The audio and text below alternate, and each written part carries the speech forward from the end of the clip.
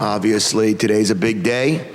National Signing Day, or whatever, early National Signing Day, but I feel like it is the day.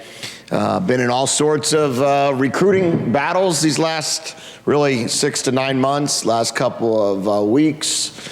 All sorts of different visits in June and December, commitments, decommitments, more commitments, really battles throughout the way across the country. That's kind of the landscape we're in right now. As we're continuing to build, today we've really been excited on who we added. I think we've added some really, really good football players. We're going to find ways to get better every single day. We needed to open up spots. We needed to have spots filled. It looks to me that we'll have, at this moment, 84 scholarship players out of 85 after everybody signed today. Still looking to see where that ends up here in the very end, but right now that's what it looks like. Excited about our players that are returning. Really excited about the fact that Mike Wiley and Jordan Morgan, Jacob Cowling, Jaden DeLora, all chose to return, although they have opportunities to go into the NFL. Excited about guys like T-Mac and Kean Burnett and Tanner McLaughlin, Speedy Luke, Jonah Coleman, all of those players that have just been in last year's class. Really excited about the defensive group that we had, all the young freshmen that we played, and now all the guys that have added. And then also, of course, continuing to look at the depth at quarterback with Noah and now this year's class. So I think we're in a spot right now that we are, our build is progressing and we are evolving. And the evolution of our program from 1 win to 5 wins was hard, but I believe from 5 wins to 9 wins will even be harder, whether that be whatever that other 4-game jump will be. So we're going to have to really attack January and attack the spring, attack the training camp, really make our coaches be the very best they can be, our players be the very best they can be, and continue to utilize the portal, continue to utilize the final signing day. I think there'll probably be a couple more changes here, if I was to guess, in January. And I would expect a couple more people to be arriving on campus. Really looking forward to that. So just a couple notes on these guys. First of all, I would say that when you get the guys returning that are returning, those are the biggest transfer wins you can have. Or NFL win, whatever it might be, portal wins. To get those guys back was huge. The second thing is to go get Justin Flowe was enormous for our program. Justin Flowe will be the highest ranked player from high school ever on campus. One of the highest ranked players, period. The fact that he and T-Mac will be playing together. T-Mac did an incredible job of recruiting him for us as well as Jaden did over those few days. And we are excited and thrilled to have Justin Flowe on our campus ready to roll. He is excited to play next to Jacob Manu and Jerry Roberts and all the other guys that have committed to us this year. The next thing I'd say is our quarterback position. I should say this. Before I go there, I'd say we've also brought in 3 or 4 other transfers that have done a great job of bringing a winning culture to the program. Bill Norton from Georgia, Manoa from UCLA, guys that have been in winning programs and winning cultures are going to make a huge difference for us. That's a huge part of what we're trying to get done. So to bring a guy in from Georgia, a guy in from Oregon, guy in from UCLA this past year, they've all won a lot of games, and to have them is critical. A couple highlights of this year's recruiting class. On top of that, looks like we have 9 players ranked in the top 1,000. I expect a few more by February 2023. I think last year we had 14. I think when we start adding them up, we'll probably be closer to 12 or 13 by the end. We have about 25 new commitments, somewhere in that range. I'm expecting a few more by the start of spring football to get our number to 85 on June 1st. We set out to fix our defense. We signed, I believe, 16 of our 25 commits are on the defensive side of the ball. And really, we believe this: the build will never stop. The build will never stop. And the program has improved, but it's not where we want it to be. I don't think it'll ever be where we really want it to be. We want it to be an infinite amount of winning. So to do that, we're going to continue to build off of the guys we have on our roster, to make the players better, to bring in great players every single year, to never turn away talent, and to continue to build off of what we started, which is a pretty good foundation right now. 103 of our 110 players on our roster have been on our team 2 years or less. So we know what we have, we know what we're getting, and we know who's coming in. Before I open it up to questions, I want to say a couple thank yous. First of all, I want to just make sure I follow here my notes, but I want to thank our personnel department. They did an amazing job. Matt Doherty, Josh Amora, Cam Lemons, Kendall Bennett, Brandon Sanders, Cindric Steptoe have done a fantastic job putting together this class.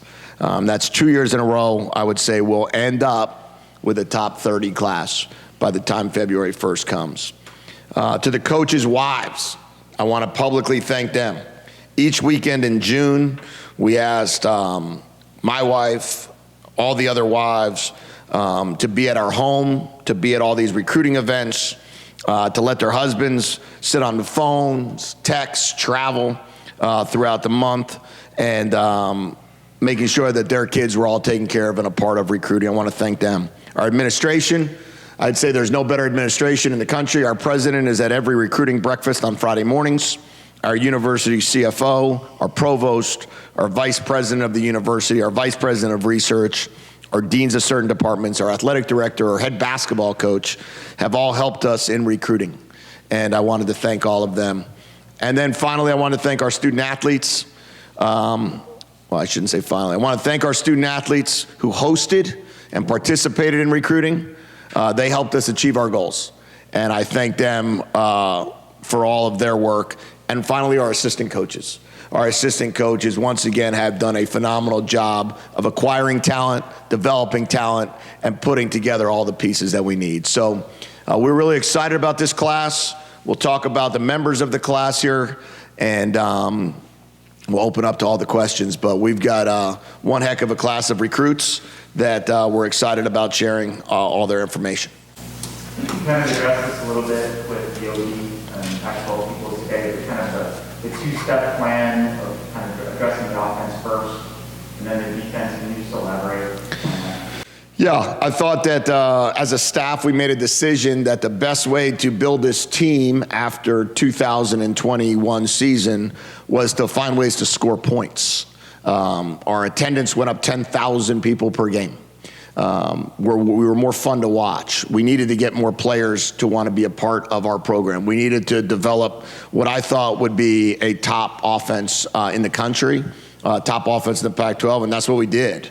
To do that, we needed to invest our resources into offensive players, which is our time, the amount of players we could bring in through the portal, and the amount of players we could bring in through recruiting. And so that's what we did. Now we feel as if from that, we're going to take the core group of defensive players we brought in that we have, and then how much can we add? How many players now want to be on a team that has a great offense? Our thought was this: if you are a defensive player, you want to be on a team that scores points. You don't want to be on a team that you have to win games 17-13. So this year, our a lot of our focus was on players like, let's call it, Nick Fernandez, Tristan Davis, Dom Lalesio, Julian Savanea, Tay Brown, Kamu, Arian Parrish, Canyon Moses, Gavin Hunter, Genesis Smith, Tyler Manoa, Oren Patu from Cal, pass rusher, who I forgot to mention, Manny Carnley, Justin Flowe, Bill Norton, Keanu Malotto, all of those guys are defensive players that we project to make a big difference. Justin Flowe obviously was a big time recruit coming out of high school, had some injury issues at Oregon, the rail a couple seasons for him. What can you tell us about his health and what are your hopes and expectations for what he'll be able to do? Well, I hope, well, number one, he's healthy. I'll say that. He's 100% healthy. Number two, he'll be here in January, ready to roll for the first day of classes, for spring ball, for our everything we could possibly ask for there. Be in our strength and conditioning program, our training room, all of those things. But then on top of it all, I would expect him to be the type of player that we saw when we played them and the type of player that we saw in high school, which is an elite linebacker. You watch him run and hit. He's as physical and as forceful of a player as you'll see on a college field. His energy, his passion that he plays with is incredible. And he's a guy that's a 6'2", 225-pound linebacker that probably will be 235 pounds on opening day and will make an enormous impact in our defense. You pursue a quarterback every year, no matter what your philosophy says? Yeah, I believe in that philosophy of always bringing in a quarterback. This one that we got here is a special one. Braden Dorman coming in, 4-star, number one player in Colorado, top quarterback. I would say that the one that we like the most in this area on the West Coast, Mountain Time Zone area. I feel as if he's a type of player that can make a huge impact, and I believe you should always recruit just like you would always draft a quarterback. In the NFL once a year, I think you always have to recruit one every year, especially with the landscape we're in. But Noah Fafita is special. So to have Noah on our roster from 1 year ago, the fact that he's now has his 4 years of eligibility still available to him, I hope that Braden can learn from that process of hopefully redshirting, but coming in to compete just like Noah did, and then have 4 years from there. But I know Braden wants to come in and compete. I know Noah wants to compete and is going to compete. And then I know both of those guys will push Jaden. And that's really what makes a special room. It seemed like one other area you guys touched upon in this recruiting class was offensive line, running a lot of great talent there. Can you talk about the guys there? Yeah, I'd say in terms of the offensive line, what we've done is we brought in 4 high school players, I believe it is, and then bringing back Jordan. And to us, that was a huge win when Jordan finally made his decision yesterday of returning, and then being able to bring in R.J. Polito, Tylen Gonzalez, Elijah Payne, and Rhino to that group. You're talking about guards, tackles, center, guys that can play all those positions. That adds our depth. We'd like to get to 15 scholarships at the O-line. And I think that got us to, 13, Matt? I believe so. 13 now, yeah. I think so today, yep. What point would George be 100% yet? The hope is August 1st. But I think he's planning on doing that being a little bit ahead of schedule. But I would say, most ACLs at this point, doctors are going from 6 to 9 months, and that would put him right at about the 9-month mark. In this day and age of scouting, video, and all that, how does a guy like Tylen Gonzalez kind of stay under the radar and not you guys find him? Did you answer that one? Yeah, Tylen was a product of diligent scouting, as you mentioned, just turning over every stone possible. What really worked to our favor in this instance was geography. Not to disparage this hometown or where he's from, it's just very difficult to get to for anyone. And so Tylen had a lot of other options that he didn't necessarily publicize. He had a lot of interest from within the Pac-12 and also the SEC. I won't name names and air his business, but really impressed with how he handled the entire process. He made his decision, and then he didn't feel the need to, advertise any other offers that came his way as time soldiered on. So, that was a product of of really mining for the skill set we're looking for. And then, of course, when we saw him in person, he certainly had the measurables in the frame that led us to say, sign us up. Matt, how significant is it to bring in as many offensive and defensive linemen as you guys are? It seems like those are always the hardest guys to find. Yeah, I think we said it a year ago in this very press conference that when in doubt, we're going to be a line of scrimmage-centric program. I know I'm speaking for the head coach when I say that. That's just not my original thought. So if we're going to miss on size. Not that we're okay with missing. That's just kind of the mantra we live by. So Keanu Mailoto is a great example of that. This is a guy who flew under the radar for much of the process, and that had a lot to do with his situation eligibility-wise. Keanu was a qualifier out of high school who was, for whatever reason, I